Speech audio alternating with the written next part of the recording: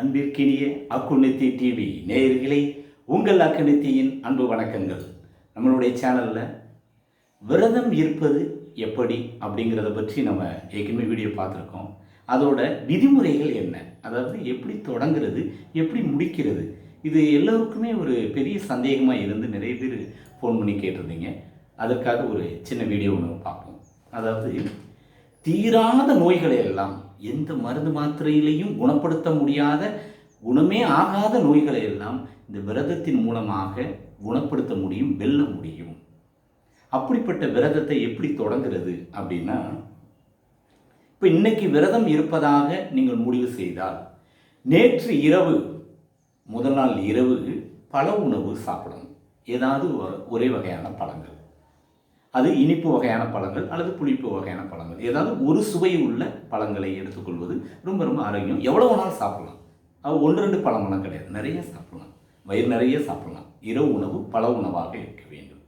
அப்போ பல உணவு சாப்பிட்டு உறுதிமொழியை எடுத்துட்டு காலையில் தூங்கி எந்திரிச்சதுலேருந்து மறுநாள் இரவு வரைக்கும் நான் இந்த மாதிரியான விரதம் இருக்கிறேன், அதாவது ஜூஸ் ஃபாஸ்டிங் இருக்கிறேன், அல்லது வாட்டர் ஃபாஸ்டிங் இருக்கிறேன், அல்லது ஃப்ரூட்ஸ் ஃபாஸ்டிங் இருக்கிறேன், அல்லது கஞ்சி உணவு தான் எடுக்கிறேன் அப்படிங்கிறத நல்ல உறுதிமொழியை எடுத்து மனசுக்கு, நல்ல ஆள் மனசுக்கு சொல்லி புரிய வச்சுட்டு நாம் விரதத்தை தொடங்கணும்.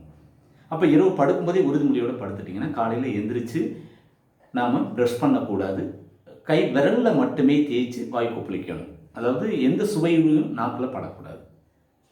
காலை இரவு 2 தடவை குளிக்கணும்.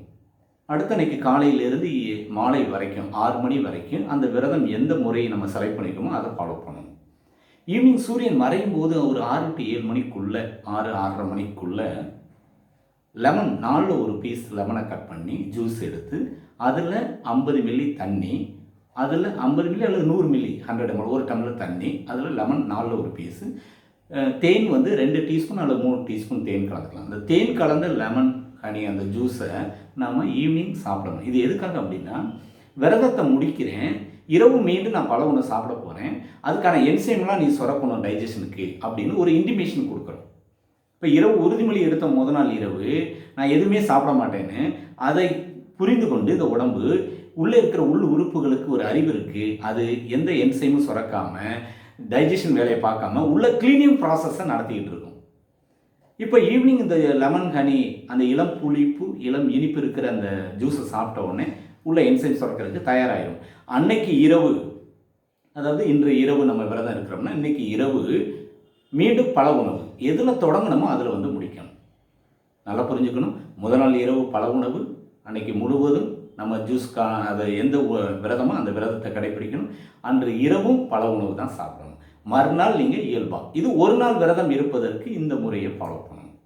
இப்போ 5 நாள் விரதம் அப்படின்னாலும் முதல் நாள் இரவு பல உணவு, அன்னைக்கு முழுவதும் என்ன விரதமோ அதை ஃபாலோ பண்ணணும். அன்னைக்கு இரவு மீண்டும் பல உணவு, மறுநாள் என்ன விரதமோ அதை கடைப்பிடிக்கணும். மறுநாள் எக்ஸாம்பிள் பார்த்தீங்க அப்படின்னா ஒரே வகையான விரதம் இருக்கலாம், அதாவது கஞ்சி மட்டுமே 5 நாளும் தொடர்ந்து விரதம் இருக்கலாம், அல்லது 3 நாள் தொடர்ந்து கஞ்சி விரதம் இருக்கலாம், அல்லது பல விரதம், ஏதாவது ஒரே வகையான விரதத்தை இருக்கலாம். இது ஒரு வகை.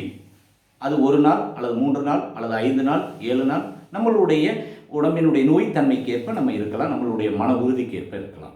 அல்லது வாரத்தில் 1 நாள் ஒரே வகையான விரதம் இருக்கலாம். அல்லது 1 by 1 முதல் நாள் கஞ்சி விரதம், மறுநாள் பல விரதம், மறுநாள் ஜூஸு, மறுநாள் தண்ணி, எகைன் மீண்டும் கஞ்சி, இப்படி ஒரு சைக்கிள், இப்படியும் விரதம் இருக்கலாம். அப்போ விரதத்துக்கான வழிமுறைகள் இந்த 3 விதத்தில் நம்ம எப்படி வேணாலும் ஃபாலோ பண்ணலாம். அதுக்கான பலன் நிச்சயமாக கிடைக்கும். எந்த நோயுமே இல்லை அப்படின்னா வாரம் ஒரு தடவை அல்லது 15 நாட்களுக்கு ஒரு தடவை, குறைந்தது மாதம் ஒரு தடவையாவது விரதம் இருந்தால் இந்த உள் உறுப்புகள் தன்னைத்தானே புதுப்பித்து கொண்டு உடம்புக்கான நோய் எதிர்ப்பு சக்தி அதிகமாகும். எந்த நோயும் வராமல் தடுக்கக்கூடிய அற்புதமான ஒரு சொல்யூஷன் இந்த விரதம்.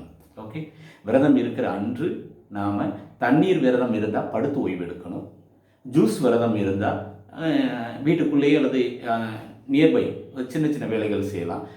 பல விரதம் இருப்பதாக இருந்தால் ரொட்டீன் ஒர்க் எப்போது மாதிரியான வேலைகளை செய்யலாம். கஞ்சி விரதம் இருந்தால் நீங்கள் ட்ராவல் பண்ணலாம், எல்லா வேலைகளையும் செய்யலாம். அப்போ நம்ம எடுக்கிற அந்த கலோரிஸுக்கு ஏற்ப நம்மளுடைய ஒர்க்கை கூட்டுறதா குறைச்சிக்கிறதாகவும் நம்ம தான் டிசைட் பண்ணிக்கணும். அன்னைக்கு விரதத்தன்னைக்கு வெகு தூர பயணங்கள் செய்வது அல்லது குடும்ப உறவு வைத்துக்கொள்வது அல்லது எண்ணெய் குளியல் குளிப்பது இந்த மாதிரி இல்லாமல் உடம்பை அதிகமாக உஷ்ணப்படுத்தக்கூடாது, மனசை அதிகமாக உஷ்ணப்படக்கூடாது. நம்ம ஓய்வில் இருப்பது அல்லது முடிந்த வேலைகளை செய்வது ஆரோக்கியமானது. இப்படி இருந்து பாருங்கள், தீராத நோயெல்லாம் தீரும். அற்புதமான சொல்யூஷன். விரதத்தினுடைய விதிமுறை தெரிஞ்சுக்கிட்டோம். அடுத்த வீடியோவில் மீண்டும் சந்திக்கிறேன். நன்றி, வணக்கம்.